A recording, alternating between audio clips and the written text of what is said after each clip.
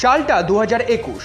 তৃণমূল বিজেপির বচসা ঘিরে ধুন্ধুমার পরিস্থিতি হয়ে উঠেছিল মুচিপাড়া। সেই সময় লাথি মেরে দরজা ভেঙে সজল ঘোষকে গ্রেফতার করেছিল পুলিশ। সেই ঘটনার 3 বছর পর আবারও একই ঘটনা পুনরায় ঘটল। বাড়ি থেকে আটক করা হলো বিজেপি কাউন্সিলর সজল ঘোষকে। আজ বন্ধ ডেকেছে বিজেপি। সেই কারণে সকালে কিছু দোকান খোলা দেখে বিজেপি কাউন্সিলর সজল ঘোষ তা বন্ধ রাখার আর্জি জানান। অভিযোগ, সেই সময় এলাকার কয়েকজন বাসিন্দা নিজেদেরকে স্থানীয় বলে পরিচয় দিলেও বিজেপির দাবি তারা তৃণমূলের কর্মী। তারাই এসে দোকানপাট বন্ধের বিরোধিতা করেন। এরপর সজল ঘোষের সামনে হাতাহাতি শুরু হয় দুপক্ষের।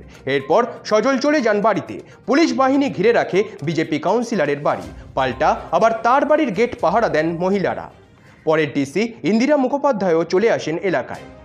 আপনারা দেখছেন সংবাদ শিরোনাম।